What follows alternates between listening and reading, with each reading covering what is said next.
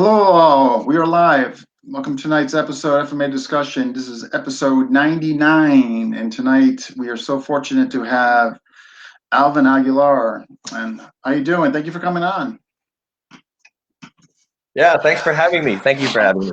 Oh Awesome to yeah. be Oh here. my gosh. I'm excited because it's this. I think this is kind of the first person I've had with an FMA extensive background, but has also done a lot of work in MMA and BJJ, which you have, and all that. So we're going to definitely get into that, how you pioneered that community, and all that. So, but just for starters, are you what's going on with COVID? I hear different things. Are you able to train, or is it kind of limited? What's going on? Okay, well, here in the Philippines, we're not allowed to train. But even our Olympic-bound athletes just got the go signal to train for the Olympics. These are our Olympic-bound people. So everybody else has just to go underground. Like me personally, I only train with 3 people, and then we just rotate and rotate and rotate, and that's about it because we can't take any more chances for now. Yeah. So, and everybody else does it online. So training and everything is really taking a back seat here.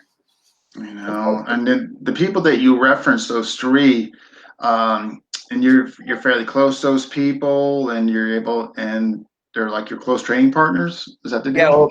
well, they're both coaches. One is a Philippine team athlete, and the other one is the RP team coach. So they just Okay. live in.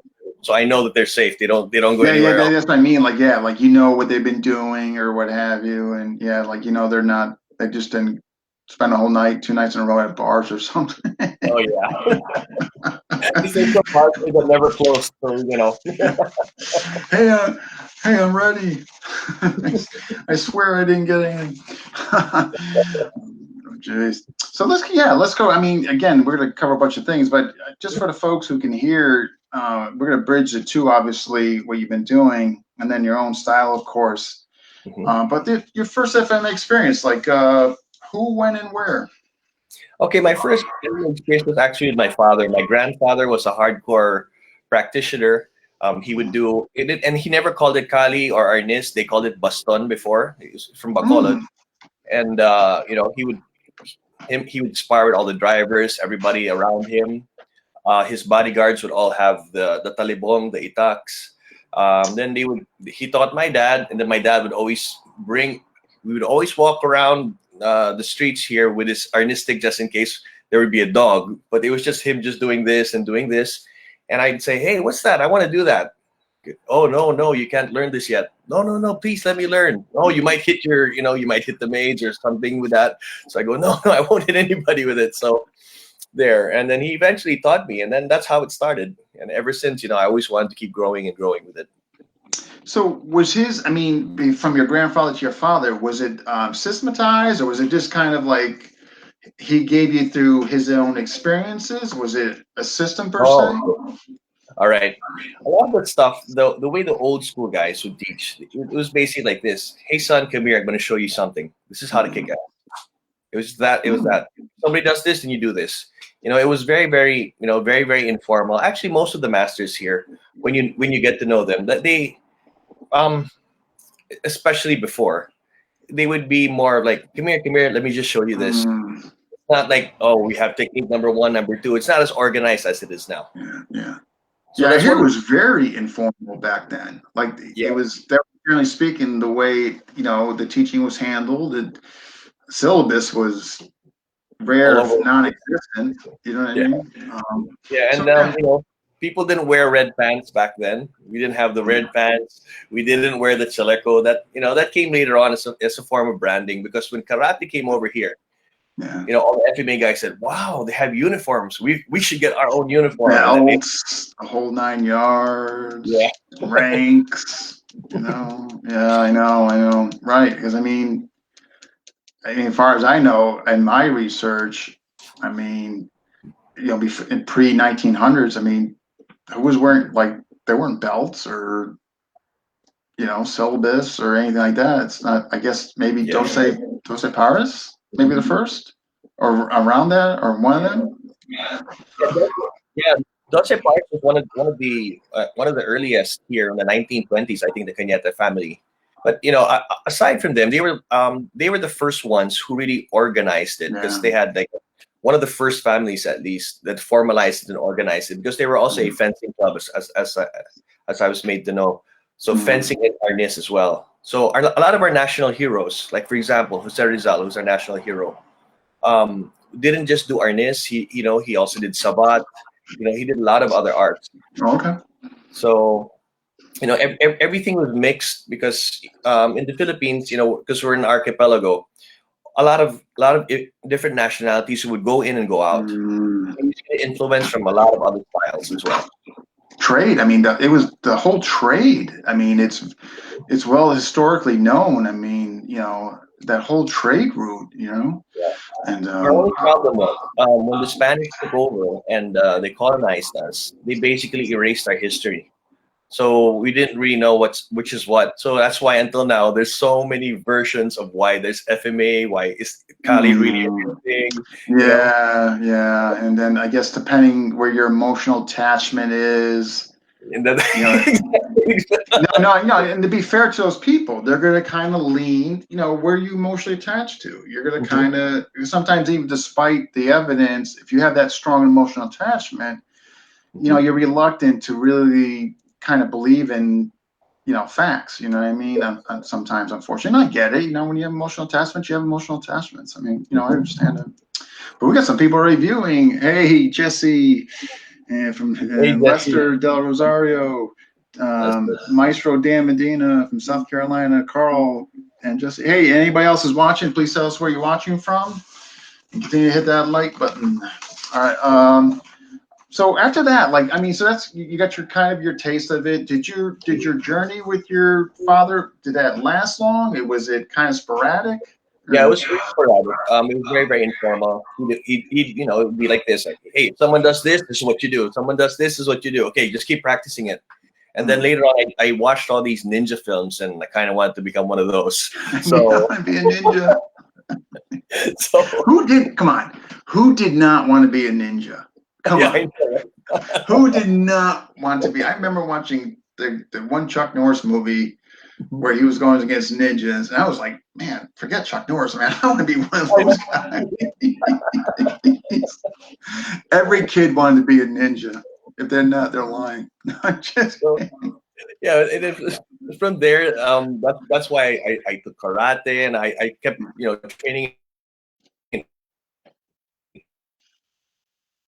I was just really pissed off that my mom didn't let me buy a smoke bomb. Yeah. And then you could just disappear. Carl, thank you. The Octagon. That's where all the ninjas were in. Okay. Oh my God, that's awesome. You remember that. So after your father, what was the next visit like, as far as FMA goes?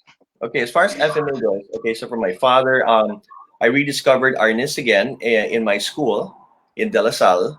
And then after that, during that time, I was also taking Sarian.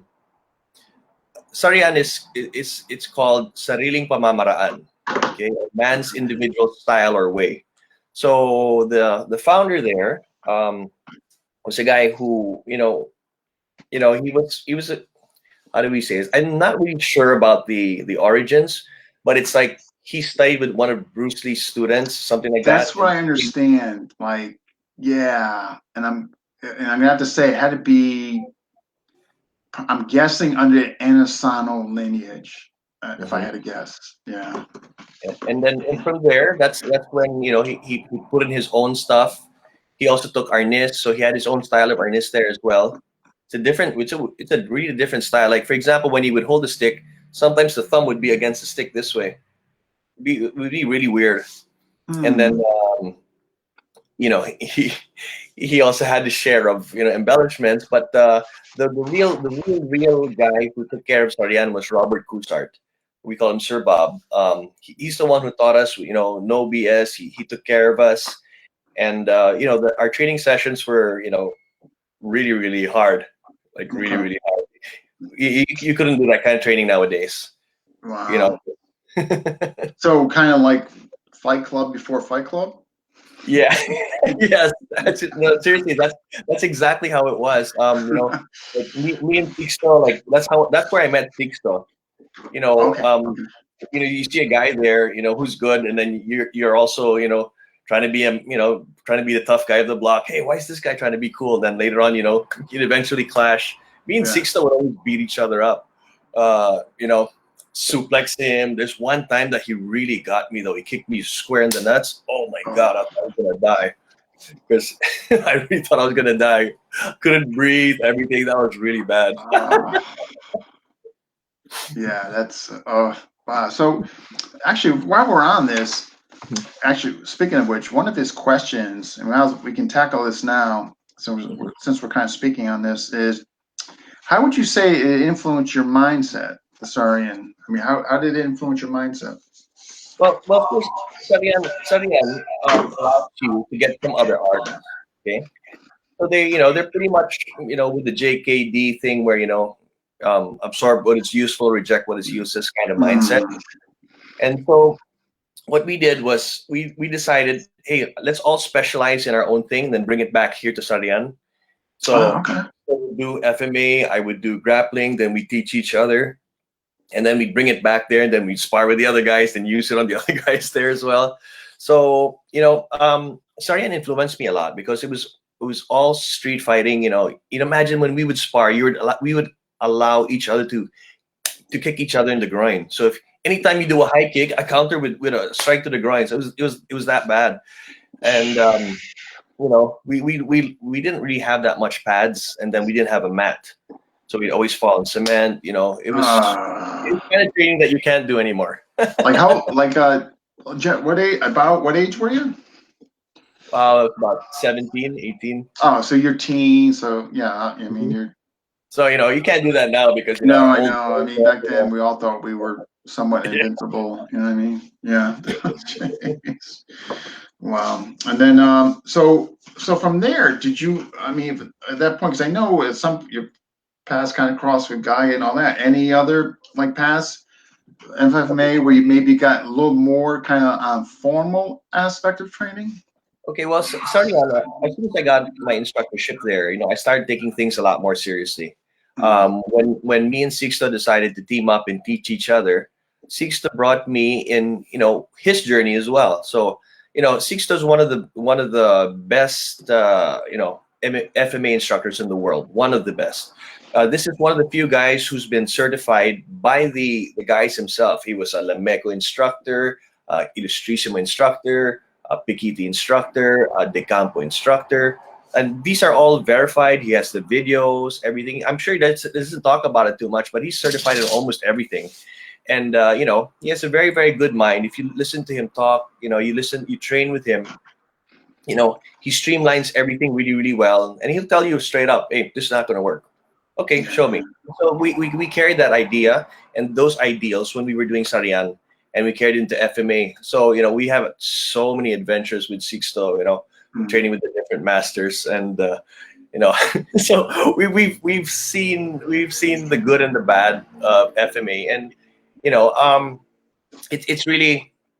it's still an awesome journey. I mean, there have been some bad times also, I have to admit, but I think at everyone's journey, that's what we will eventually have to go through. I think so.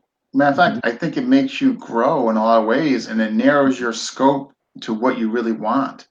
You know what I mean? I was frustrated myself. Man, I was going from Sayoc to Atienza. I'm like, what the hell am I doing? I'm bouncing around. But looking back now, I'm so glad that happened because it really narrowed my scope and what I want and what I want to do. And now what I look at, I go, no, it's okay, but I know that's not for me. You know what I mean? So I think those aspects, are good. You know what I mean? At the time when they're happening, you're not looking at it good. You're looking at, in my case, I'm looking at lost time, money wasted, all that. But the money wasted. Yeah, I know the money. I had instructors before that, come here, let's train. So they're like, oh, really? Cool. So we'd be training, just me and the instructor. Then they'd go, hey, come on. Give me 4,000 pesos. Now, 4,000 pesos. It's like, oh, shit, I didn't bring any money. No. Give me 4,000 pesos now. It's like, oh, okay. Last time I'm training with you. Yeah, I know. When that comes up first, man, I know it makes you wonder, this might not be the spot. So, I mean, I could definitely, I appreciate that whole JKD, mindset, because I tell you, one of the things, from my JKD days is that, there's stuff I do still from the physical lens, but it was really the mindset and the mental scope I really took from, like, hey, you know what, I can't, I still want to keep, a small funnel of information and just refine that. I don't want to keep adding and adding and adding and adding, and it sounds like you guys had a similar mindset, to that, what you just described, which is, Yeah, I'm always like, not that many techniques, just enough techniques, but you have to get really, really good at that. As yeah, opposed yeah, to, being a, master of none. So you just specialize in a few and then that's it. yeah, So yeah. even my jujitsu, as if you look at jujitsu, you look at YouTube, there's so many beautiful techniques. Every week Mm. there's a kid coming up with a new sweep, a new submission, and everything. But as I got older, my jujitsu just Yeah, yeah, especially when you get older, man, things that funnel gets really, really skinny. You know what I the mean? father time starts taking over. Oh my gosh, I'm not as explosive as I was before. So you got to start using this. Yeah, And yeah, I another thing, know. like I've noticed, when I spar full contact, everything hurts. Like boom, I just don't show it, but oh my gosh, I'm really hurt.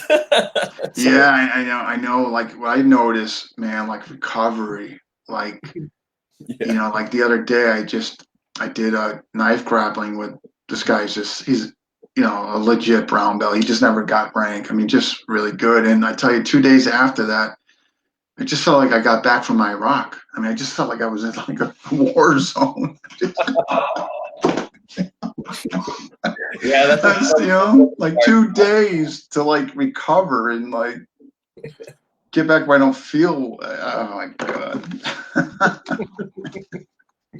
Yeah. So with all this, the people experience, any instructors that you train with that really resonated with you, and time spent with, whatever, Well, or one of systems per se? one of the instructors who I really looked up to before, aside from Sixto, because he's my brother. Always, we've been through a lot together. He was guiding because whatever Sixto showed me, we would test at night, that kind of Oh, thing. But um, well, one of the guys, is, for example, Tony Diego of the Illustrisimo system, mm, very very humble, very very straight man. I mean, this guy,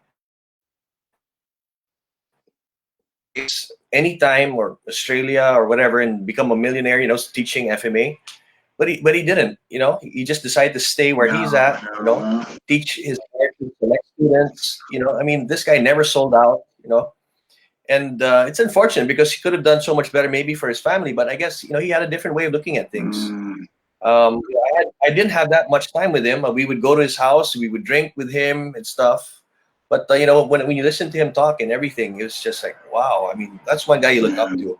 Never sold out, never did anything. If you notice, he would maybe do seminars here or there, but he would never No, go to the man. stage. He never went to this. He never came to the States. I mean, Yeah, I don't think he ever went to the States either. Yeah, so no, no. I mean, obviously, Edgar, and obviously Master Ricketts. I think Yuli, I think has. Don't quote me on that. Master Regalong, of course. But I think he was the only one who didn't have the five. That I don't think he ever made it. Yeah. yeah, and what do you call it? He lived in a place. Okay, it's Tondo.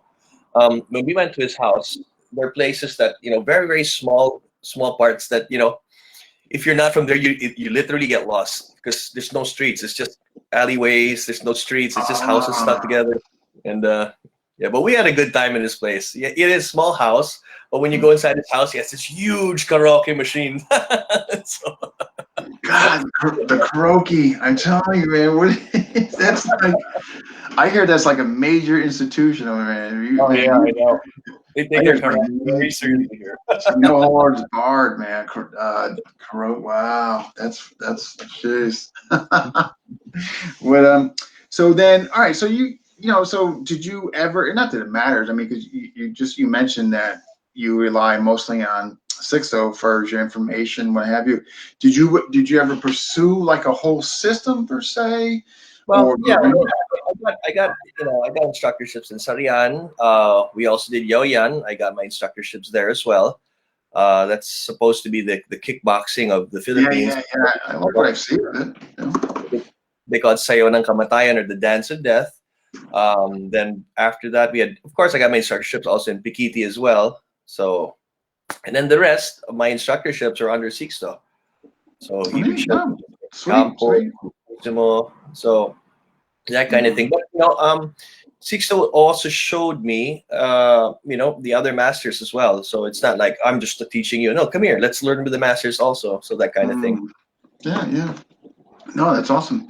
So then, all right. So at what point did like what made you kind of switch gear? Not that you completely switched gears and left FMA, you put it on the shelf, but like what made you switch gears and want to start rolling around on the ground? I mean, what was the incentive? Well, whenever we'd spar, because I had a little bit of a wrestling background, I'd always take people down. And then he said, I wanted to, keep it going and see what else I could do there. And then one day we got this bootleg version of the Gracies fighting. It's called the Gracie tapes. So I got into some trouble here, and I had a warrant for arrest. So I decided, maybe it's time to leave the country for a while. So I went. Okay. All right. We got the story of your. We got one story already that we can X off of the questions for your past. Okay. So we decided, maybe I'll go to the States and train with the Gracies. And my dad just left me there. And then, I just trained all day with Hoyce and Horion. Oh, wow. And when I went there, though, I was a young punk, so I decided, what, maybe I'm just going to show Hoyce how good I am, and then we're going to exchange techniques. And How'd then, that work out? that kind of thing. Okay, so what happened was I was doing the group class. I said, this is too slow. This is nothing. This is too slow. I'm going to book a private with Hoyce. Then we'll fight. Then he'll see that I'm good. So I booked a private with Hoyce. And what happened was he didn't show up. He was a purple belt there. It's like, what the hell is this? Why is this purple belt training me? And wearing these stupid pajamas and stuff. So, and I told the purple belt, let's not, don't teach me. Let's just train. Let's just fight and spar. Kicked my ass like really, really bad. He tapped me out about 25 times any way he wanted. It's like a humbling experience, huh? Jeez. Oh yeah, especially if you don't know what's going on. Yeah. So after that, I said, "Wow, this is really powerful. I have to learn this." And that's the time I was taking it seriously. Yeah, yeah. I mean, we all have that like humbling experience, which kind of helps us. Oh yeah. Well, here in the Philippines, but a lot of people don't know what actually carried FMA here. How our generation, like from the late 80s to the 90s, and not anymore in these times, but it's the frat rambles that carried FMA here, because that's where you would see, because other people would be doing FMA from other frats, other martial arts groups, and they would be bringing their sticks, their knives, their tubos, or the lead pipes, or they would have the umbrellas where inside the umbrella it looks like an umbrella, but the tip is sharpened.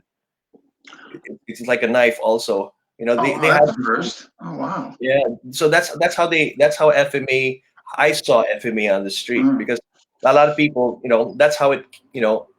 There was no. It's not like what they said before, where people would come up to, hey, this is my stick. Here, this is your stick. Let's fight. No, that wasn't. Yeah. Like right. Yeah.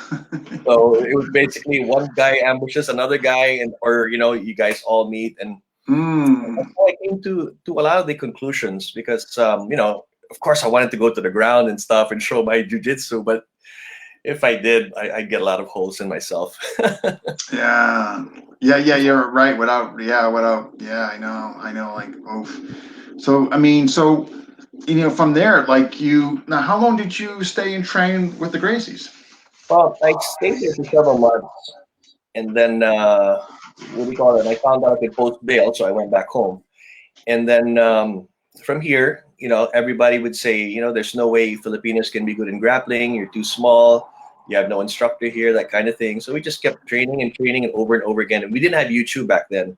So everything I did there, I wrote it down. Same thing with that. Right. Yeah. I would just write it down, and we do it over and over and over again. And eventually we'd start competing, and then we'd start winning, and then said, "Hey, we can get good at this." And then we kept on and on. Yeah, right. I mean, I'm glad you weren't, completely deterred from not following up on it. You know what I mean? Just because there wasn't quote unquote an instructor there and all that. Okay. This kind of ties in another question from Sixto, and that you initially expressed interest in C-Lot, but decided on BJJ. Why? Okay, so what happened was, like, this happened to me in the Cali Congress. Okay, so what happened there was, for me, jiu-jitsu was so hard. If you ever spar with a black belt, when you're a blue belt or a white belt, it's like, this guy's gone. There would be guys who didn't look at all, didn't look athletic. They would look like any guy that you could just smack around the street. But then when they go inside with the black belt and you'd spar with them, they'd be like Superman. It's like, wow. And then at the back of my head, I was always saying, how can I become this good? I don't think I'll ever become this good. I have to find a way to beat this. So, I was trying to find ways with Silat and stuff. And then eventually, what happened was, we had this thing where I told you the story earlier, but there's this instructor there who was mean to all the Filipinos. So I asked Tuhan if we could, spar with him or fight with him. And then Tuhan says, okay. Then he set it up, and then we did. And then he had this big Dumog Silat background. He was the grandmaster of so many styles in that. And then I said, okay, here goes. And what happened was, when we went in, he tripped. I got him, and I choked him out right away. And then from there, I said, you know what? I really have to take jiu-jitsu more seriously, because I think this is like really, really, the art when it comes to the ground and grappling. Yeah. And then, of course, later on, that's when we started, because I was more of a freestyle wrestler, not really Greco-Roman. But then now that I'm older and, I might be too slow in the shots, I like Greco-Roman more. I know. Like underhooks, digging in. I know. I love that. Like when I think about, okay, we're gonna do single leg and double leg variations today, and I'm just like, no, like, no. Like I'm seeing my ACL, my knee just going like, yeah, or like, hey, we're gonna work on sprawling today. I mean, it's good to know it. Like, you gotta, like, somebody shoots on you, you gotta sprawl, but like, working it like heavily today, I'm just like, oh my gosh. That's good you mentioned, because you know that I sometimes cringe when I see some FMA instructors say, if someone shoots on me, this is what I will do. This is what I will do. Once you've been with any wrestler, you'll see it. You just hit the nail on the head. Like you can't like speak on that until you've had a Division I guy or somebody really capable of shooting quickly and getting a bite on your leg. Because I'm telling you, at that point, man, if you don't sprawl and push the head down, that's it. Yeah, you're I don't care who, man. You're done, man. You're going. I know, but so I'm just gonna quarter turn. I'm gonna hook his eyes, and there'll be some pain and discomfort and all that, but it doesn't mean you're gonna stop him. Stop, right? Yeah, I know. It's like, but like you said though, you have until you experience that, you know what I mean, and feel that drive, you know what I mean,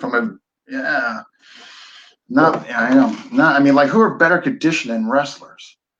I know. You know what I mean? They're monsters, man. Like their gas tank is always filled. Championship wrestling. What's that?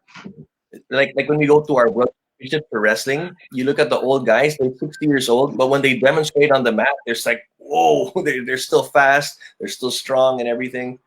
I know. They're like my wrestling instructor, he's a silver medalist in the Olympics. He got stabbed in the back of his neck, and because he had so much muscle in his neck, he lived.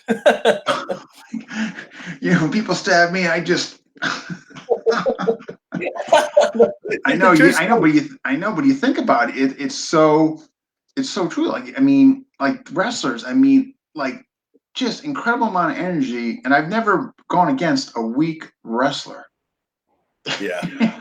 Like I just never, this guy, they're just, they're freaks of nature, man. They're just, nonstop. They're just driving. Yeah. I mean, it's like, man, but you have to experience that.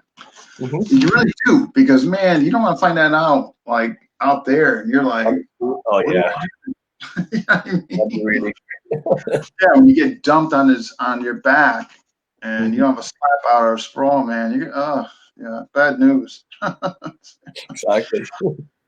So what all right, so from BJJ, so you come back, you come back home and all that. Obviously, YouTube, you're kind of going off your notes. Um when did you get back to like getting like an instructor or what have you, or back, I guess, in the game, you know? For FMA. Okay, so No, no, FMA. no, no, for BJJ. Oh, for jiu-jitsu, yeah. So had no instructors, but then there's one guy who decided to stay here for a while. His name was Kazeka Muniz. Okay, so Kazeka stayed here, and then I got my blue belt after 2 days in the US, and then 4 stripes after 2 weeks. But when I went with Kazeka, that's where I got my purple, my brown, and my black from Kazeka. So I got my black belt from him. And of course, since I got my black belt here, I thought I was going to be good when I go back to the States. Finally, I'm going to be a black belt, and I'm going to show everybody what's up. I still had that mentality. So when the first few gyms I went to in the States, I did really well. I said, yes, this is it. And then Hoyler says, okay, I need you to go to Saulo's gym. I go in Saulo's gym. Oh my gosh. Whew. Everybody was there, all of the superstars. So, you spar with one guy, this guy's a world champion, you spar with the next world champion, and then, the girls there are also world champions. So that's where I said, oh my gosh, I need to, after getting spanked and smashed by everybody there, I said, okay, I have to train even harder now. So it was crazy because you're with Saulo, all of a sudden you're with Sanjay. These are world champions. Then you go with Fredson Alves, you go Hedges Lebred, then you go with Kron Gracie, and then Damien Maya was there also. Sparring with Damien is crazy. And Those then last two names you just mentioned, Kron and Damien. yeah, so okay, so that's like after 2 minutes you spar with another guy like that. So you really get. I give you respect and credit, man, to do that. Those last two names you mentioned, I mean, I even know those guys. Those are, I mean, world class. Oh yeah, I mean, those are like, yeah. Oh my God. I remember when I sparred with Kron. So we were sparring with Kron, right? So I was able to get him. I took him down. Boom! Oh, that really pissed him off. Wow! Then he starts choking me and stuff. It's like he just I know, like he just awoke a bear or something. You know what I mean? It's almost like in the back of my mind, it's like, I'm sorry. Yeah, I just kind of tripped and fell. So it was. Wow. That's fantastic. I mean, wow.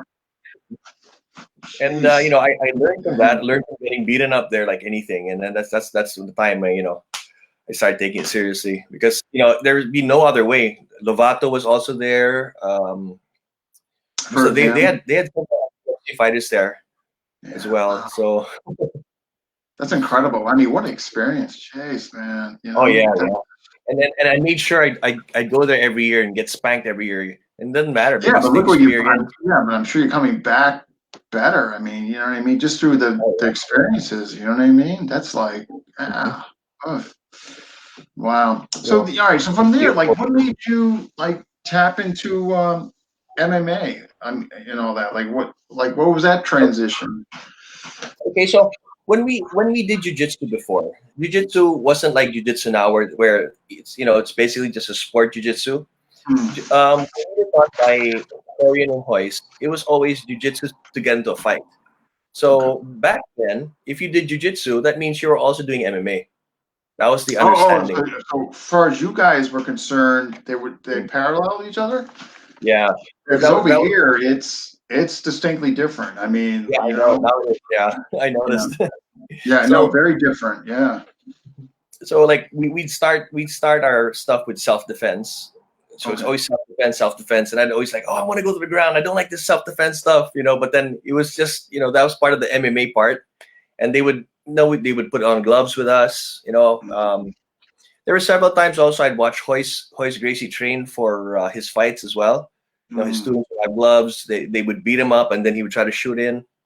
I saw this awesome training session. It was Hoist Gracie, his students, and Helio Gracie, and Horian was there. Helio Gracie's like the founder, right? So the thing is, they said that Helio was so weak, that's why he had to use technique and stuff, right? So what do you call that? When I was there, he got Hoist in a position, he got his back, and he started wailing on Hoist, like boom, boom, cracking him on the head. I was like, whoa, this old man can't be weak. He was really strong. So that's when I said, I'm not going to believe that stuff that he was so weak. He was really strong. He was what? He was like he was late 70s at that time, or 80. When he was doing that. So, he was really strong. Yeah, wow. So then, what's your, before I want to revisit this MMA because I want to get into, how its benefits, looking through the lens of FMA. But before we do that, I do have a question from Daniel regarding. Let me just see here. Okay. All right. Good day, Coach Alvin, and Happy New Year to you. Could you please tell the audience how Dumag was born and Lete, I hope I'm pronouncing that correctly, and its connection to freestyle and Greco wrestling that is being practiced by our athletes in Manila? That's the first question. Okay. All right. Okay. For Dumog, okay, I always wanted for us to have our own martial art that was, Filipino grappling art. Okay. So there's two styles of grappling that I've seen here in the Philippines. One is Bultong Ifugao, where it's belt wrestling. That's done in the northern part of the Philippines. Okay. This is my experience. Okay. I'm not a historian or whatever. Okay. So I'm just gonna say what my experience is. That is one. The other one is they do cow wrestling, just like they do in America, where they wrestle the cow down. Okay, I gotcha. Okay. And that's it. When I've seen the other old masters do this, a lot of them also had judo backgrounds, also had wrestling backgrounds, and some of them decided to call it dumog. Okay. I've seen other people say that I'm a dumog black belt or a dumog this, but then when you look at it, it looks like it's bootleg jiu-jitsu, it's bootleg silat, bootleg wrestling. So I'm not really sure about the origin of dumog. Okay. Yeah. So, but in Leyte, what happened there is we had a lot of. I'm the president of the Wrestling Association of the Philippines, so we do a lot of grassroots movements. So Leyte was one of the places that we touched. In that video that you guys see there on YouTube, if you notice, they're playing on mats. Those are the mats that we lent them, so they could, So what we do is we get street kids all over, and then we teach and train them for free. And then sometimes when they do good, we put them on the Philippine team. And then when they're on the Philippine team, I can give them scholarships in college, so they get a free ride. And this is something. Wow. At least so you do your part a little bit, and as long as they work hard. Yeah. But everything's on hold now. But hopefully later on that we can do this again. No, that's a great thing you're doing for younger people. Wow, that's fantastic. Yeah, that's awesome. Wow, good on you. He's got a second question, and his second question is: there are so many brands of Dumag, and the movements are very much different from each other, which clearly shows that it doesn't have a clear lineage or from where it originated. We need to hear your point of view in these Dumag styles. Dumag from Leyte Islands, Dumag from Negros, the Herma Dumag or the Tiger Dumag of Laguna, and the latest is Dumag Baston of Manila. Your views are very important to us. Thank you, Coach Alvin. So I hope did you get all that? That was a lot. I can repeat it if needed. one master I talked to before, I'm just not gonna quote him anymore, but I asked him about all this dumog. Okay, he said, "Oh no, it's just the Second World." He said something like, "In the Second World War, when the U.S. servicemen were there, a lot of them taught judo to the guys here, and that's what he picked it up. There's a lot of Filipino martial arts instructors who did well in the U.S., but they were actually judo coaches here as well. So Mm, as far as those guys, I can trace their things they had judo backgrounds, judo, aikido backgrounds. It's more of judo and aikido. okay. So when that's as far as I can see, because I know their backgrounds. So that's the ones that came from, let's say, from Bacolod in the north. I trace them. I trace their roots because when people say, I have this new Dumog thing, I was always curious when I was a kid. I'd go to them. I travel to them. I try to meet them. I try to spar with them. Everything. Most of the time, it's just bootleg jiu-jitsu. You know, Yeah. I cringe when I see it because real jiu-jitsu guys, real wrestling guys, when they see it, what the hell is that? When they see people doing bootleg, whatever, the Dumog thing, because, all of a sudden there's a guard in Dumog, there's a butterfly Yeah, guard. I know. I know. It's so funny you mentioned that. I was looking at this one video, and God Almighty. I mean, maybe there was some pain compliance oriented stuff that you could attribute to maybe from C Lot or Kung Tao or all that. But man, it was BJJ. It was they were doing guard. It was, yeah. I know, yeah. So I guess I'm just curious. Um, so is it feasible or possible that the name Dumog is now become a generic term over there to encompass anything that falls under the umbrella of grappling, regardless of its points of origin? Is that possible? Well, to tell you honestly, Dumog's not a big thing here at all in the Philippines. There's a lot of other sports and there's a lot of other grappling arts here. We have sambo here, we have judo here, we have wrestling here. Very very seldom do we hear Dumog. We actually only hear Dumog from from America. Those are the terms like Dumog means something like dumugin, or a lot of people just went on top of you. That's the way we understand it. There's other terms like panantukan. That I think that's that's another American No, good creation. boxing. I mean, it's definitely a Western. Yeah, Yeah. it's suntukan. That's what we know. We've never heard of panantukan. No, I know. The four. There's been a few interviews on here that have really validated that, and as well as what you just said, that Dumont being more of a U.S. term. Like I'm guessing, like it's not like in other words, if I were to come to the Philippines, man, I'm really excited. I'm going to go there. I'm going to find this Dumont school. My guess is I probably would never find one, right? Yeah. Well, probably one or two instructors say, I teach Dumog, and then I'm going to make dollars today. Yeah, depending, right. I mean, they see like green hanging on my pocket, then all of a Yeah. sudden they're Kumog instructors. Yeah, right. Yeah, I got you. Yeah, but aside from that, it's not like I would run into a Dumog school though. I mean, Oh, you're yeah, right. it's fun. Right. Okay. Okay. And then I actually ran to some guys here that said they were doing Dumog, and they even called it Pambuno. And when I went there, they said, we basically could just call it Dumog, but it's also Jiu-Jitsu. Okay. Okay. Well, So at least they're addressing the jiu-jitsu yeah. aspect of it, I guess. You know I what? mean, Me more than anybody, I would love to have our own grappling art, so I didn't have to go to the States and waste all yeah, my right. money. But you made such an excellent point because if you guys had it, why you wouldn't have leave? Why would you Yeah. left? So and we've been everywhere here. I know I'm always traveling here in the Philippines, so they're just to train with other people, and there just really isn't. Sorry. Yeah, no, I know, I know. Again, Really is.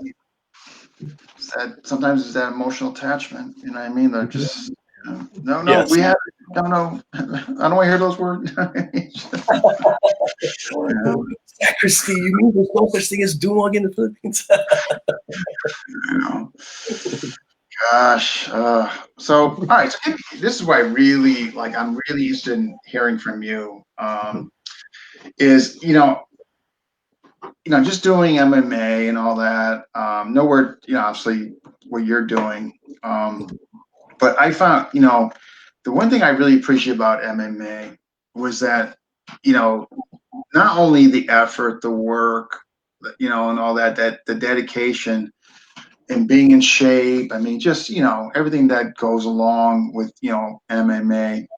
But more so, I want to get into is that I've often thought about like if FMA, and this is coming from a, you know, from the functionalist perspective, you know, the art obviously this is not going to be a good conversation, but from the functionalist perspective, I firmly believe if FMA adopted more of the MMA methodology and approach, Mhm. I think there's potential for the functionality to be better. Or, I mean, what are your thoughts on that? No, I totally agree because there's actually a disturbing, trend here for a while in the Philippines. I mean, the guys who didn't make it in MMA, Jiu-Jitsu, boxing, Taekwondo all went to FMA. So when they would be in FMA, they would say, "Oh, my techniques are too deadly, so we can't test it." So that kind of thing. They would hide from that. So, so I haven't heard that in a while. No, I can't show you. exactly right. You know, um, so a lot of that happened, and then if you see it in the chat rooms also, there are a lot of guys, no, my instructor said this, it's this. We should test it more. I'm not saying that you go out in the street. I mean, you can do it in a controlled environment Sure. anyway. You don't have to go through what I went through. You can do it in a controlled environment. You can be safe, try it and see if it really works, because it's high time for us to see that we have to concentrate and maybe and even venerate, the nice and the lethal, the real techniques of FMA. We should stay away from the embellished ones. Now, I can understand why the old masters had to embellish, because they had to make a living. That was their Mm, hustle. So, after a while, when they taught everything they could, they would say, "Okay, now I have a system." And that's how you see other masters. They always have a new name, a new system, and okay, this time I'm going to do the knife this way. Now this time it's this way. Now this time it's this way. Yeah. And then you had different terms. So that's just a hustle.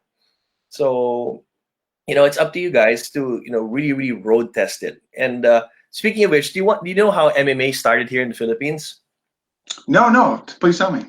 Okay, so we everybody here in the martial arts had this thing where you spar, you meet up, because we had no place to showcase our skills. It Okay. would be like, you said you're good. Okay, let's meet up, let's spar, and let's beat each other up. Then let's be friends after. So it would usually be like that. We'd meet up, beat up each other, then after that have a drink.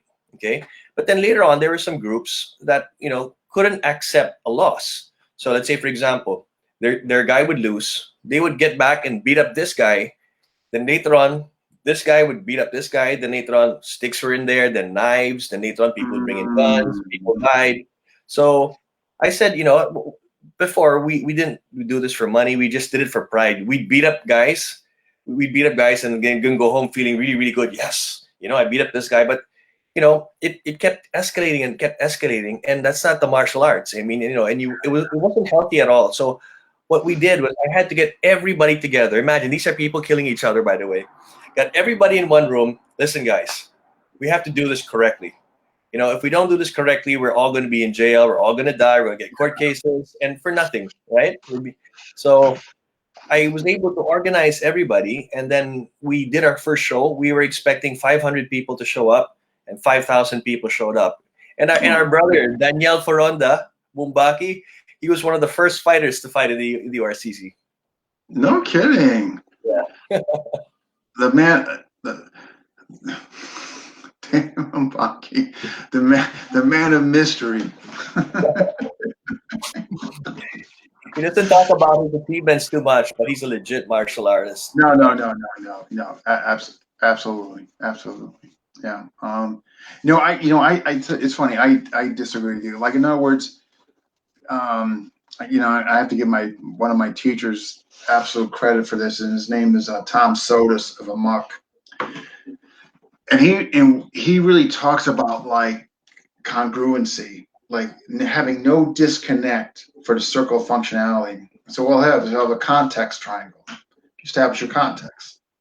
Then the fight triangle, the practice triangle, and the training triangle. So there's congruency for the ultimate most functionality.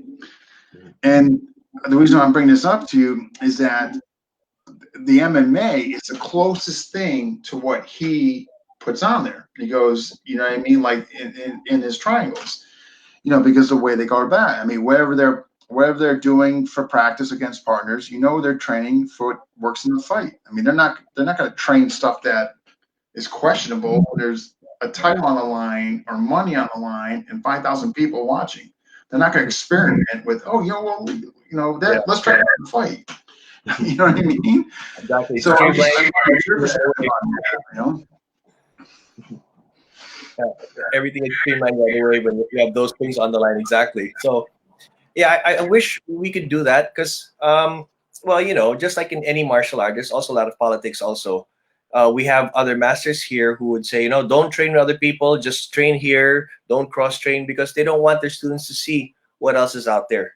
Because if the students would see what else is out there, be like, oh, what the hell am I doing with this guy? So, but it's weird because, you know, here in the Philippines, another reason why some MMA schools don't really do well here, because you have one instructor teaching everything. So one instructor teaching boxing, grappling, you know, Muay Thai, and don't train anybody else. I know everything. Can you imagine one person doing everything? So I mean, I look at like US where like they'll have a separate boxing coach, they'll have a wrestling coach, they'll have a BJJ coach, they'll have a Thai coach.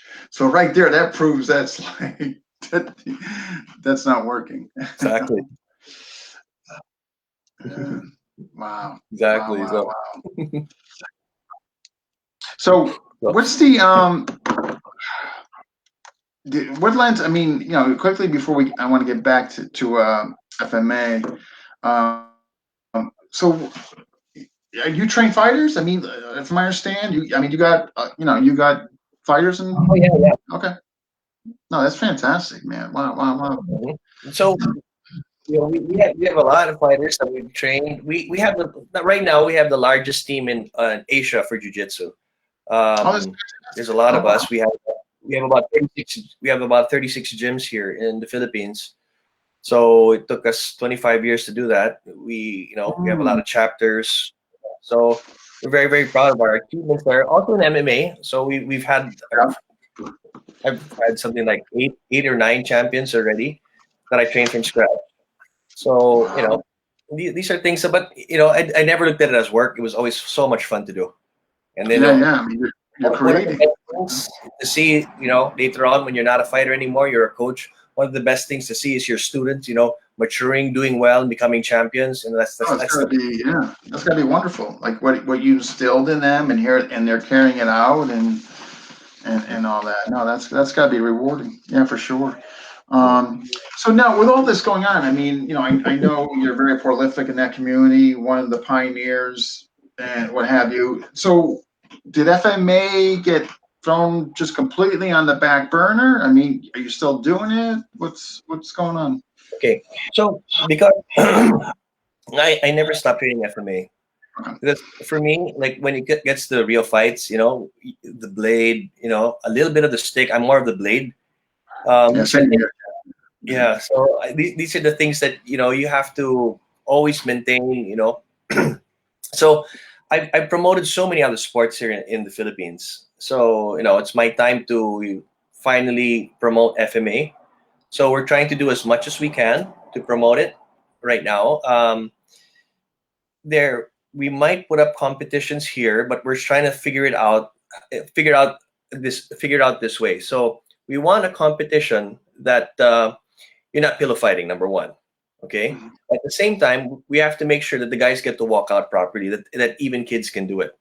Because for example, if you spar the Dog Brothers style, which is awesome, we've done that here all the time. We've even done it without headgear. People are not going to go for that. No, if you got a job the next day, or depending on your age or previous injuries, I mean, there's definitely a lot to take in consideration. Yeah, absolutely. Exactly. So we have to find a balance. How to make sure that we can do that. So these are the things that we're taking into consideration, and I really want to promote it because there's so much good. There's so many good guys here that haven't that people don't hear of because they're in the province, or they're just with they're just guys who just keep quiet or just do it for the street, or have a Tony Jego thing where I'll just teach select students and just keep it here, preserve the art this way, kind of thing. So I want to promote it more, and more, hopefully we get to give more our Filipino countrymen more opportunities as well. Yeah, no. I mean, there's definitely a way, because no, I'm not, and again, I'm not saying I know this for sure. There could be people kind of that have found a happy medium. In other words, like you have the weak half, and to me, hey, if that's what they're doing, it's better than nothing. You know what I mean? Like I don't totally put it down. I mean, everything's got a benefit. And then, but on the flip side, you got dog brothers, and you got weak half. In my opinion, like the happy medium is that you try to gear, I guess make it leave it up to, I guess, the individuals if they want to go wood or heavy duty soft stick, and try to find and then dictate the rules out of there. And I'm not saying the point system will work, but maybe the judges, maybe they assess more significance to headshots, or if it's a really good hand shot without gear, it would definitely cause a disarm. Obviously, that would maybe. I mean, again, I'm just thinking out loud. I'm not saying I have the answer, but there's got to be a way to create a happy medium. Yeah, and Your thoughts? I'm trying to do it in such a way also that we don't rely on judges, because here in the Philippines it's very hard with judges. So I mean, they're corrupt too. No, just oh kidding. yeah, yeah. So you know what they say about the Philippines, right? We have the best justice system in the world money can buy. Wow, that's good. That money can buy. Oh my God, that is good. I'm probably gonna get in trouble for saying that, but fuck it, that's the truth. So Wow, that money. Yeah. So, jeez. Yeah. I guess right. Then you would do it without the judges. So, what do you go honor system? well, I don't know, maybe an electronic thing like they have in fencing. So as Oh, soon as that's I an think, idea. That's an idea. yeah, Yeah. we've been experimenting on. But the thing is, if you keep whacking at it at the same time, it's not gonna buzz as well. Yeah, like if you're in the same spot, like if you were doing like Corto Gabato from Guilty Paris, I mean, right, you You're would, exactly right. yeah, that might be a problem. Yeah, but I do like the idea of that, though. See what I mean? There's got to be a way to come up with a happy medium. It's got to be. Exactly. Yeah. Oh, that'd be. I hope that works out for you. I hope you guys find something like that. Wow. Yeah. But so all right. So you still okay? So you still. I mean, do you still teach it, or is it more you're kind of just still doing things to keep up? What you have, so you don't lose out on attributes or what have you. Well, what happens is I have a select group of students that we just do it. We've always been training. We never stop training, but we just keep it on the lay low. We don't post on social Yeah. media. So we just always train, because for the longest time I actually didn't want to teach knife fighting. Actually, I never wanted to show that, because years Yeah. ago when I was younger, I did I don't know if I should say this, but I'll say it anyway. So I did a knife seminar years ago, and then I had two guys who attended the seminar who decided to go out and try it, on the street as well. So after that, I was like, Oh my God. yeah. So if people are gonna be irresponsible this way, forget it. I mean, just gonna keep it. No, I know. I tell you, when it comes to knife, man, you gotta like, I don't know. I think screening is not out of the realm. I mean, you gotta know who you're teaching to. I mean, just like, oh yeah, I'll teach you knife, and before you know it, Yeah. you give them basically. Yeah, teaching guys and making killers. So, Yeah. I know. unfortunately, uh, like when I was in the U.S., the Navy SEAL got me to train them as well. That was a very good experience. These Navy SEAL guys, I mean, they might be crazy with the way they talk and everything, but these guys are really, really smart and really, really tough, and they caught on so fast. Yeah, I It know. was so nice teaching them right away. I was like, wow. Yeah, I know. Real No. on. Navy, I tell you, those Navy SEAL guys. And the reason I know is when I was with SAOC, Mm-hmm. I think it was my first Sama, 2002. The Navy SEAL Team 6 was there. Mhm. And, you know, they were, I mean, intelligent, young guy. I mean, yeah, I mean, there were no dummies or, no, I mean, they were, and as you mentioned, you know, quick learners, able to adapt. You know what I mean? Yeah, No, they might look like a crazy bunch when they talk and stuff, you know, the way they mess around with each other. But, you know, yeah, these guys are so smart. They're really smart. yeah. You know what's so freaky? Just a funny story, just to see how like good these guys are. So we're all eating, and unbeknownst to us, we have no idea where they are because we're just paying attention eating. You know what I mean? So I think one of the, I forget who did say, okay, you guys, I want you to look around, see if you can find, you know, SEAL Team 6. So no, I mean, we're all just, you know, obviously not seeing anything, you know, some, and it was this was the one in Pennsylvania. So it's kind of, we're in the sandy area, and there was definitely some high grass over there. And I know it can, like, I don't know. I want to say like 20 yards. They all just popped up, and Wow. no idea. And like, I mean, and no idea. Like they would have could have taken that all of us out. But yeah, so I have the utmost respect for those guys, man. Those guys are the real deal. Yeah, yeah. So what? Okay, let's. So then, what did you? Yeah, okay. So you know, you're training with a group of guys. You're keeping what you got, so you don't lose it, your attributes and what have you. Mhm. Um, what I was gonna say there. When did you create Kayle Taktiko? When did you Okay. when that come about and why? Okay. So, um, you know, I've had a lot of experience in the street, unfortunately, because we had you know, I had a crazy life before. I guess that's, you know, I guess that was my path. So there's a lot of things I picked up in the street that I see that it doesn't get emphasized when people train.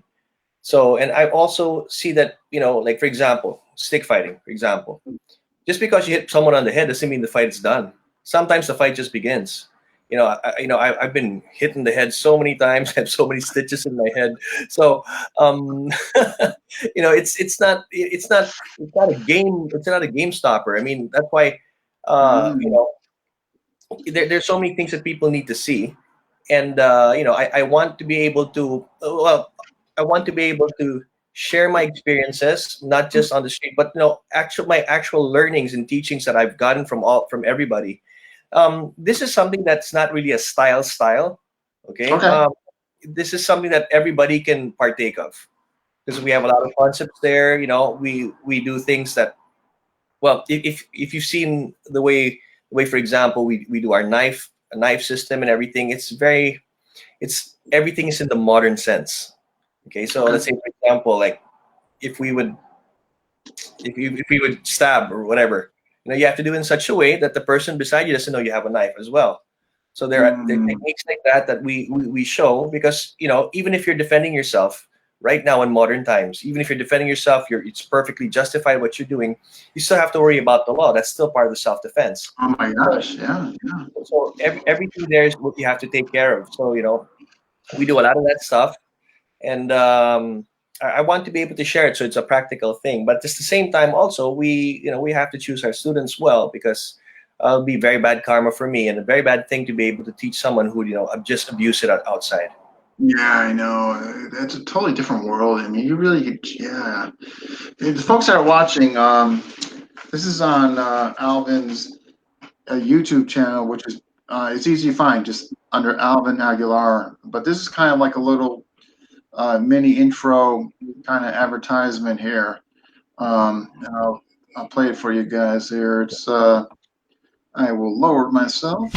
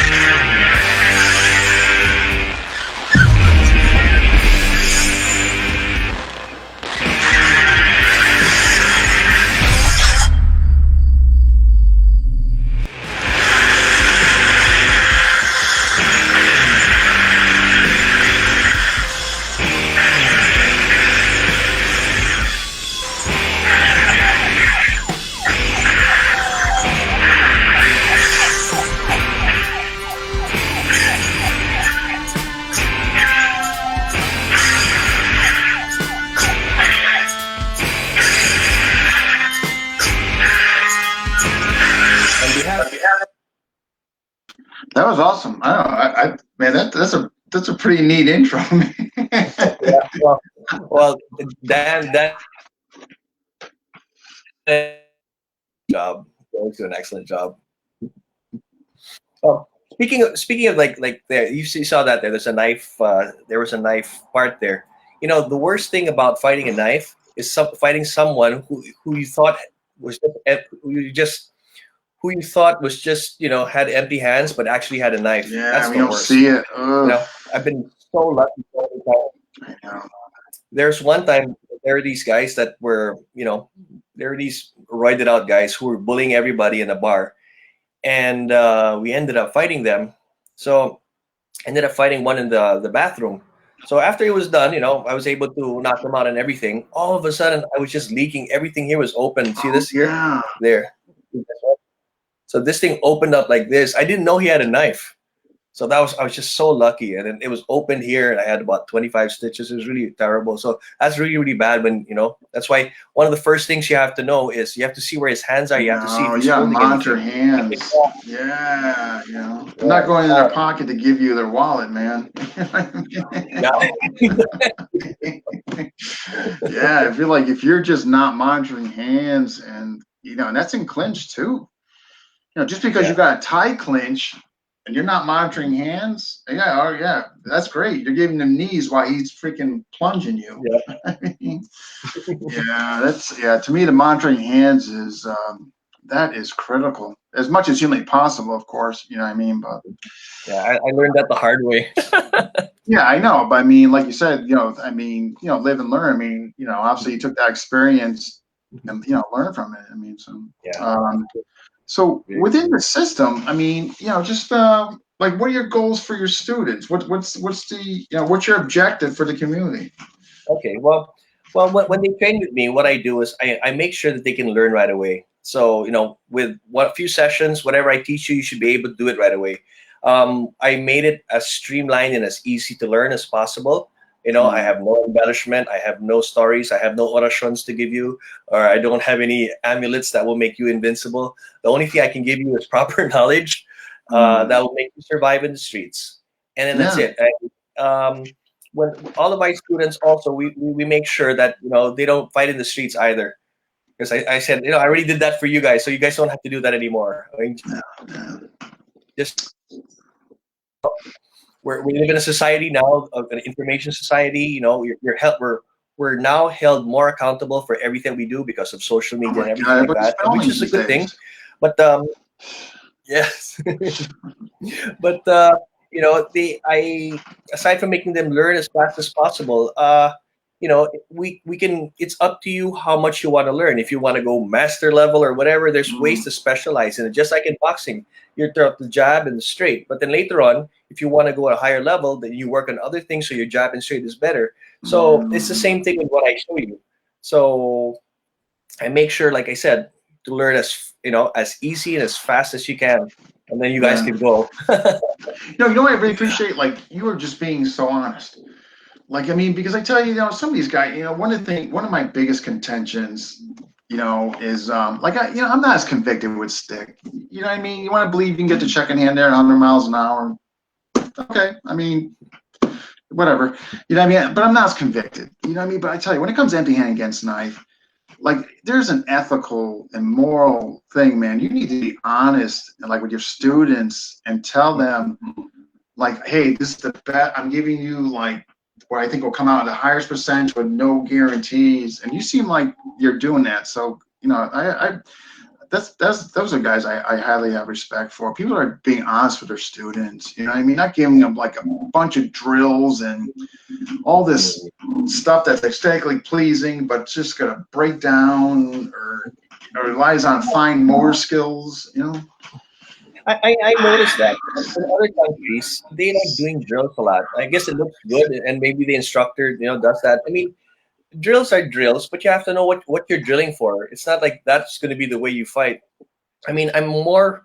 If you look at the boxing aspect, the way they do it, where they do it with pads, 1, 2, then they hit back, 1, 2, boom, boom, then they go, like you move, everything like that. They should train FMA that way. It's not just I just do this, and then you do all sorts of funny drills. After that, he does this, I do another drill. It has to Yeah. be more functional, like you said, and that's the way we approach things. Because I don't want my students to to get beaten up or not be able to defend themselves. Yeah, yeah. So especially with that knife, the knife and empty I know hand. when it comes to that, man. Like, there's no, to me, like if you're teaching, like it's with some instructors, I don't have an issue with if they're being honest, saying, look, I'm giving you the art. I'm not going to tell you this is going to work in the street, but at least they're being honest. Like, I mean, right from the get go, they're being honest. But my issue is with the people who haven't tested this stuff out and they're giving it for the sake of money, fame, fortune, whatever. But they didn't test it out. Like, that's my issue. You know what I mean? Like, but if you're honest in the beginning, your students say, look, this is the art. Yeah, and like just just to emphasize on what you were saying, how dangerous the knife is. For example, the first time I got stabbed, the person shows me the knife. This is already being trained and everything in FMA. I had my instructorships and everything. So I was about 22 years old. So pulls out the knife, shows it to me, and me totally dumbfounded because of course I was a little drunk. So then boom, they just stabbed me right away, and I was like, "Did you just stab me?" That kind of thing. So it was like, I mean, it's not funny. I mean, man, I know, but yeah, we can laugh about it now. But I was like, "Oh my God, you stabbed me!" That's so what do you call that? People, if you're training knife, you have to look for real instructors. And if your instructor says he has a system to make sure that you won't get cut, you better run away from it as soon as possible. 100%. 100. Like, they have to be like, they should be, their wording to you should be like, look, I'm going to give you what is coming out at the highest percentage under like the most resistance of various training partners and all that. But yeah, 100%. I mean, that's not, man. I know that this part of the community. I know. I have to be careful though because, you know what I mean. I know, but we here, Lance. It's only the practical aspect is focused on less profit. That's unfortunately is true. And we do. Yeah. What should a beginner learn? Okay, here we got to. This is a question from Jesse, just so I don't lose track of it. What should a beginner learn? Empty hand and foot striking techniques, grappling techniques, or weapon based? Question. Well, for me, what I do is with my students, the select ones, of course, is I teach them about the blade first because you have to understand the way the blade moves, the way the blade is, and the culture behind it. And then after that, that's when I slowly introduce the empty hand and everything. Grappling is always last when I teach, because if I teach you, empty hand right away, and you're not used to the bladed culture, you're gonna get cut or you're gonna have a lot of holes in you. I like that. Ah. So, and at the same time, it'll also force you that I only bring my blade out when I absolutely have to use it. And if I have to use it, that means I'm going to be killing somebody. So that means I'm also going to be avoiding fighting. Yeah, right. You're not pulling it out for show. I mean, you're pulling it out because two guys are trying to freaking take your relative away or God, whatever. Yeah, I do. I like that though. I like that. Right. Yeah. Huh. So grappling last. Huh. Just see here. So I've just been very very lucky. There's if I can share. Also when you've achieved something, never let it get to your head. My gosh. I made a mistake one time. There's this foreigner that was too big, so the bouncers asked me to handle him for some reason. That's their job, but me trying to be all macho and stuff. Okay, beat the guy up and everything and put him down. I put him down. After that, he was asleep.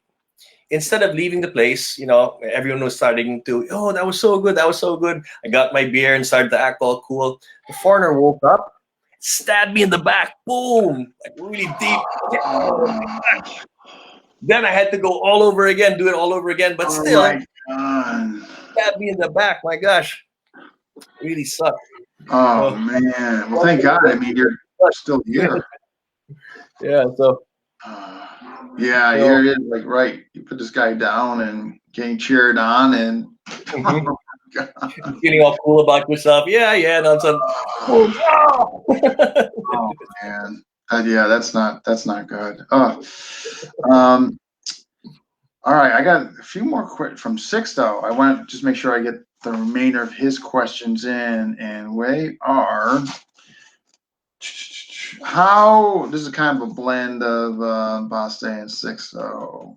How has Carlos Amano's method or other FMA methods of training influenced Kayle Taktiko? Well, what do you call it? One of my main instructors, one of my brothers in the martial arts is Sixto. I've trained with Buster also our whole lives when we were younger. They have a very very strong influence in me because they were the ones who streamlined. When we strike, they streamlined my strikes. You know, Mhm.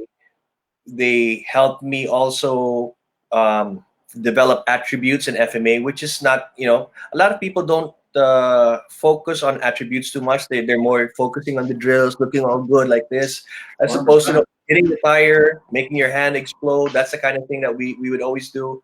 So we would always, because of Sixto's influence, like I said, whatever Sixto showed me, that's what we tried at night. And I'm very, very happy and I'm very thankful to the guy. And he owes me a drink. So, After this show.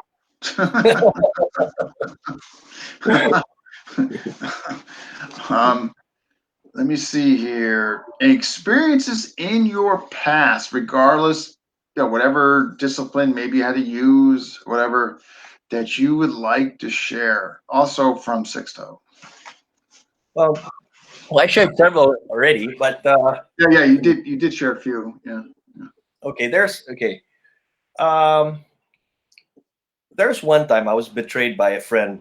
Okay, so I was in a party. Of course, we lived in crazy times before. I was sitting down. All of a sudden, I get punched. Boom! And after that, I get up and I start punching with the guy, and I was beating him up. All of a sudden, I felt myself getting weaker. I didn't know why, but what I didn't. All of a sudden, I realized that he had his friends behind him hitting me with sticks. So it's like four of them at the same time, boom, boom, boom. Oh And my after that, when I put them here, boom, boom, boom. I kept getting hit, kept getting hit, kept getting hit, kept getting hit all over. So, my tooth got chipped, my black eye. And then one guy broke the stick off my head and then stabbed me with the thing, but it, of course, didn't go in. It's just wood thing. So, what after that experience, made me realize also, uh, a stick is just a tool. It's not an end all thing that when you get hit, that's it. God. No, that's when the fight begins. So there's so many factors that people have to understand that when you're in a real fight, there's no guarantees. You cannot teach your student if I do this and this that it's done. No, you got to keep doing this and you have to make sure he's done. So I just want to, um, help people realize these things, and it's not just me. Maybe people say, oh, you have a hard head or you were drunk or something. No, it's with everybody. I've seen the weakest people. I saw a guy hit with a crowbar in the back of his head and he just walked it off like nothing happened. It's like Wow. boom, he just did this and then he just walked off, and I was like, wow, are you okay? Yeah, Yeah, yeah. you're putting into like just you know, September. Wow, yeah, yeah. I mean, yeah, it's true. Yeah, it's funny. Like sometimes the human body, what it can endure, is amazing. You know what I mean? It's just yeah, I know. Like yeah, like in your case, I mean, by all rights, you should have been on the floor. You know what I Yeah. mean? Yeah. Oh yeah, the human body, always will adjust to everything. Yeah, it's amazing, huh? What it can endure sometimes before it completely, gives out. Yeah, it's just, and his last question is, as we get older, what modifications do you make in training that or others could make?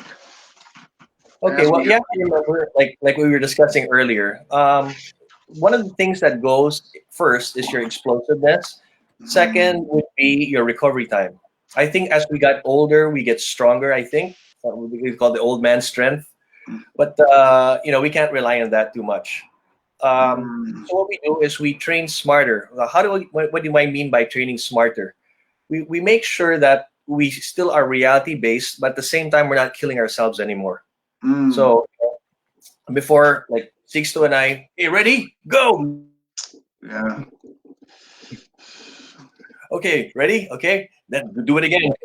So we do that, and then I'm pretty sure we lost a lot of brain cells in those sparring sessions, but you can't train like that forever. Just the same way a professional Yeah. boxer, who used to be a prize fighter, Right. cannot train that Right. way anymore. So we have to make the same adjustments. You have to remember that your recovery time is slower, and there's wear and tear also in your body. So you have to train smarter. But at the same time, you always have to look for the easiest path. When I say the easiest path, the easiest way to solve the problem when you have a self-defense Yeah. situation. It's not like you have to go for the fancy stuff. Make sure that you like take out all the BS. Yeah. I'm right. We do got another. This is from Dan actually. Uh, how does your TGP rambles figure into Kali Tactical? Oh, okay. So like I said, FMA was carried on in the streets here because of fraternity rumbles. A lot of people in the US are not familiar with that. Well, here in the Philippines, we have, of course, fraternities, which is the same thing as in the US. They have the college guys, the frat boys. But the Okay. thing is, um, to get inside, you get hazed like anything. You get paddled, you get beaten up, and it's the same in the US. But the problem here is, they take it to a different level sometimes, and we ended up shooting each other, killing each other. So Oh, jeez. pretty, but then it's really, it's actually stupid then when you think about it. But most of these experiences, I saw so many. Like we would have ridiculous fights like every week, twice a week, every week, and we'd have so many court cases. So because of this, I saw the real reality of combat, because I've seen too much, been in too much. So I want to be able to get something positive out of that, and the Yeah. experiences that I got from that, aside from my training, is what I shared with my students. And then I've also that they never ever have to go through an iota of what I did. Yeah. Yeah, right. I mean, you want your students to be better prepared than you were and not to hopefully endure like anything like that as far as violence or what have you. Let's make sure I'm not missing any questions here. He's right here. It's Units right like like that. Almost. We yeah, so just yeah, I tell you, yeah. Garrett, He was some he guys was can that guy just. was running with a knife in his back. That's crazy. Yeah, I think I know the video. He's right. Yeah, I mean just yeah, insane. I know what you mean. Maestro Dan hit a guy with a 2x4 to nothing. I tell you, if I hit a guy with a 2x4 and nothing happened, I'm telling you, I am like, oh, I'm gonna Oh, give it to that's like him. you. Come on. That would not be a good day after a 2x4, and he's still looking at me. All right, fraternities here are quite wild compared to. Oh my gosh. Alvin used most of his 9 lives. Sounds like it. Wow. Um, so future goals for you, your school, your system here. What are your future goals? I mean, Okay. assuming that this mess we're in ends someday. Yeah. Okay, well, I have a lot of goals right now when it comes to martial arts. So I'll tell you about the wrestling one. I want to give the Philippines their first Olympic gold medal. So we're working Awesome. very, very hard on that. That's for wrestling. Same thing with our grappling and our jiu-jitsu teams. We want to create more world champions. We've already had several world champions already in the IBJJF. We've had people placed in the world, so we do that. Now, We of course we still continue our MMA training for the URCC. So hopefully things start opening up here so we can do that. But for FMA, what we do is we're going to be starting a membership site. What's going to happen? It's not going to be that type where I just throw out videos and that's it. You pay a monthly kind of thing, and then I never hear from you. Um, those are just there for reference. I'm teaching you guys every week, but of course we have to screen the students because the material that we show there is not, you know, it's not information that you want to be giving just anybody. Yeah, yeah. And I know there's a lot of good information also on YouTube and everything right now, but I don't want to be the person to be responsible for anything untoward. It would just be for Yeah, people. yeah, like if you're not able to monitor it and oversee them and their training, yeah, there's a responsibility. Yeah, I mean, right, I agree. Um, far, just far as our community and this being just specifically geared towards FMA, across the board, what changes would you like to see implemented for the better of our community as a whole? Like, what would like, what things do you think would be better for all of us if they slowly happened, or any suggestions? Okay. Well, the number one suggestion would be stop thinking that your style is the best. Okay, Um, everybody. It all depends on the person who trains. It got really nothing to do with the styles. Some styles, of course, admittedly, are a little bit more superior, but it still depends on the person. So all of us have to start working together. Let's say if someone says something, it doesn't mean my master said this. No, we all have to work together. Okay, mm, MMA is a fragmented art, just like our country is fragmented. It doesn't have to be that way. yeah, We don't live in the 90s anymore, where we have to kill each other and everything like that, or we pull each other down. The pie is so huge. You don't have to bring anybody down. The pie is so huge. The potential is so huge. It's unlimited. Just because this guy has a lot of students doesn't mean you won't get your students. So you don't have to bash each other or anything like that. You have to work with each other. Always work with each other. And also, I want you guys to start opening your eyes to the techniques that really works. It's like Dean and I were discussing. There's so many ways to emphasize having a good function, the functionality of things. mm, Don't listen too much on the embellishments, because of course that's part of Filipino tradition. Oh, my grandfather did this, and once upon a time, he beat up 20 guys in a bar, that kind of thing. So it's not like that. yeah. There's reality, there's reality, and there's a lot of embellishment. So I really hope that we get rid of all the embellishment and not get too hung up on terms and not take ourselves too seriously when it comes to that in lineage, because nobody knows for sure. All of our history was erased. So we just take it with the word of other people. And I can only talk up to the masters I've seen personally, but aside from that, I Mm, can't say anything else. yeah, no, I mean, that was a great answer. I mean, just I working together. Yeah, I mean, for me, like doing these interviews, I mean, I see the fragmentation. You know what I mean? Like, some behind, like in the behind the interviews, talking to people that doesn't make it out here in the public. You know what I mean? But I will say this though. I think I've definitely seen an improvement. You know what I mean?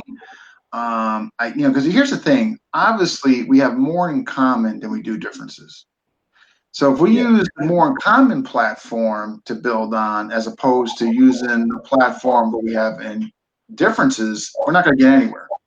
Mhm. So if we establish the platform we have in common, I think then we can kind of work from there. Obviously, but much to your point, what you're saying, you're absolutely right. We have to that it definitely is based on the individual, and yes, there's definitely arts that you're like illustration OKI to me. It's probably one of the better sword arts because it really hones on the sword. So, mhm. Are they going to make, is it best for stick fighting dog brothers? I'm going to be honest, probably not. I'm going to be honest. You know what I Yeah. mean? You might want to look at the Mhm. compo, bikini. You know what I mean? I mean, Yeah. it's not that you couldn't do it, you might not do well. Mhm. I'm just saying, but yeah, right. We have to be honest. Some are geared towards better stuff. I agree with you. I think that was well put. This has been absolutely, fantastic. We went over Loto. I hope that's okay with you. We're not screwing up your day or Oh no, anything. not at all, not at all. Like I said, I really appreciate people like you who promote FMA, and not just promote FMA. You keep the discussions, as civil as possible, because that's the way it has to be. I mean, I Yeah, love the discussions here. I mean, in your site, because you see so many people put their insights in, and then even if they're arguing, you moderate it in such a way that there's no disrespect. And if there's always respect, and you're putting out your ideas, everybody benefits. And absolutely. nobody will benefit when someone says, "Oh, you're an idiot, you're stupid," or whatever, and they start that. That's when things will never work. I know. I totally agree with you 100%. And it really bothers me. And I tell you why, what sometimes is not thought of. Because you might have a couple people that are in the group and they really want to say something, but they might be lacking the confidence. Like they might not be perceived as like anything special in that, but they really maybe want to interject or contribute something. But because maybe they saw somebody get kind of brutalized from participating, now they're gonna be Oh like, yeah, they don't want to talk. Yeah. okay. Yeah. Yeah. So what ends up happening is this is why like I could care less. Oh yeah, I got 7,000 members in my group. Oh, okay, well, how many of those 7,000 actually participate, contribute in a group? And I bet you it's probably like 140, maybe. You know what I mean? So in other words, like, but if you let that stuff go on, it's only going to be a few who actually, because everybody else is going to be like, no, I'm not going to say anything, man. Look, you say something and people. That's why I just can't have it, because I want the people who maybe are a little reluctant to say something or contribute to do that. So yeah, you can't have it because you let it go. I tell you, you let a few instances go by and all that, and before you know it, then everybody it just gets bigger and bigger. I've seen on some of these forums the way they talk to each other, and you know damn well if the person who's sitting right across from them, they would not act like that Exactly. of consequence. And that's what kills me. It's like you would not talk to that person if they were right in front of you. You know?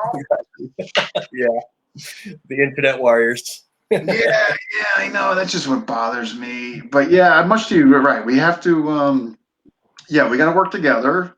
It's gonna start with open dialogue and focusing on what we have more in common as differences and just And you know what, like what you said, when about people being similar, or more similar than different, there are people that this is weird. I mean, I'll just share this. There are people that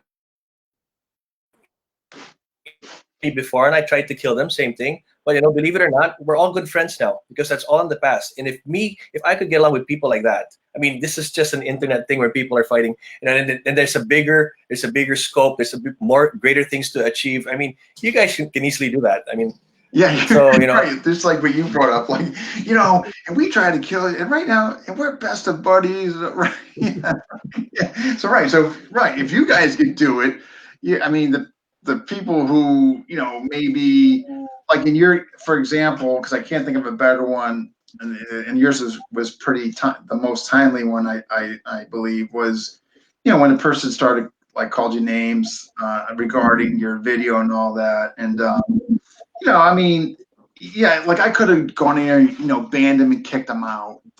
You know what I mean? Yeah, but hey, look, there's your warning. Don't do it again. You know what I mean? Try to make and all this, and because I believe you gotta give somebody a chance. Maybe they're having a bad day, or the emotional attachment, like I alluded to before. the emotional attachment. People do Exactly. and say things that maybe perhaps they wouldn't, but if it happens again, then you Yep. gotta go. That's why it's so nice. You really did something really really good, and thank you, because you're legitimately promoting Filipino martial arts the way it should be, and all of the Filipinos who read this appreciate what you do just like I do, and that's Right. why I interview you. I want to introduce you to everybody here as well, so people know that there's a Dean Franco who's taking care of everything in FMA for everyone. You got any questions? You want anything to know? Yeah, I no, I appreciate it. I just again, just we need a voice. You know what I mean? We know we need somebody to like talk about our great teachers and these systems, and so more and more people can hear about them. And you know, so if that happens, man, it's good for all of us. You know. But again, I want to thank you for coming on, and Thank you so much for having me. oh my gosh, no, and I definitely when we get out of this miserable mess, I would love to have you back on, like with maybe like if you could like in other words, I have like one of my future goals is to bring people back on when this mess is over and actually interview them and like in their like live setting when they're teaching people that. So while you could do some, while obviously you'll do some Q&A, and some questions, but then you can actually go on the floor and kind of show like what you're showing, what you're doing, like particularly with your system here. So that would be, I think that would be neat. Yeah, that'd be awesome. Imagine, you ask them questions real time, when they're Right, doing and their. then you go right on the floor and you can actually show like what you're talking about. So that's the plan. But right now I understand it's tough. I mean with the lockdowns and the whole How nine. are you guys on lockdown there?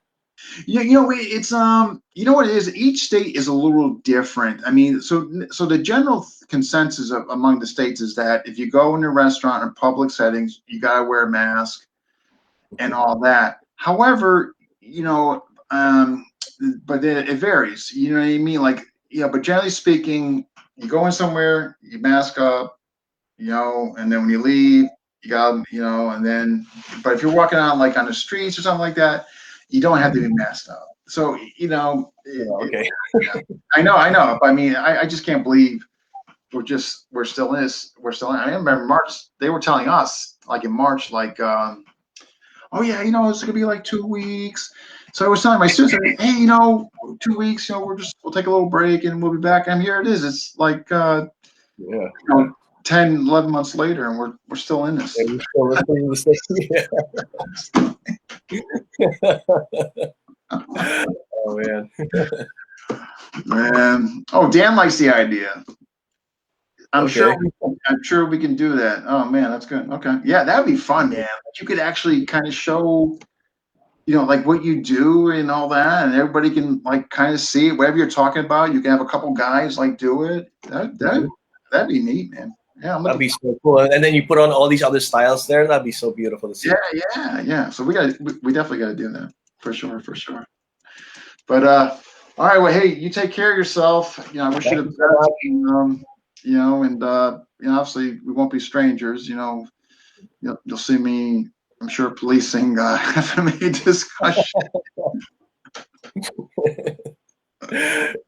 Well, someone's got to do it. But thanks again for what you do. Yeah. All right. Take care. Thank you. See you. Thank you so much. Thank you so much. Absolutely. Take care of yourself. Bye bye. All right. So 99. All right. So next Tuesday is episode 100 already. Never thought I would get to 100. I didn't think this would get that much traction, to be honest with you. So episode 100, Julius is going to flip the script. He is going to be interviewing me, like on everything from my teachers, training partners, how I feel the importance of training partners, goals for the show, who I thought some of the really good episodes. They were all good, but obviously a few stand out more than others. Those, which maybe got the most hits, whatever he kind of wants to talk about. He's got some questions, of course, on his own that he's going to ask me and all that. So I'm actually really looking forward to this. I thought it was very nice of him to make me that offer, and all that. So I appreciate that. So that's going to be this Tuesday at 7:00. And then I'll kind of know if anybody's going to be Thursday, and I'll kind of give you the plan from there at that point on. But all you that watched, commented, and submitted questions, I appreciate it. If you want to see more videos like this, go to FMA Discussion right on YouTube there. If you haven't already, please subscribe, and you'll get to see other interviews like this. And on that note, I will see you guys, hopefully some of you on Tuesday night at 7. Thank you and good night.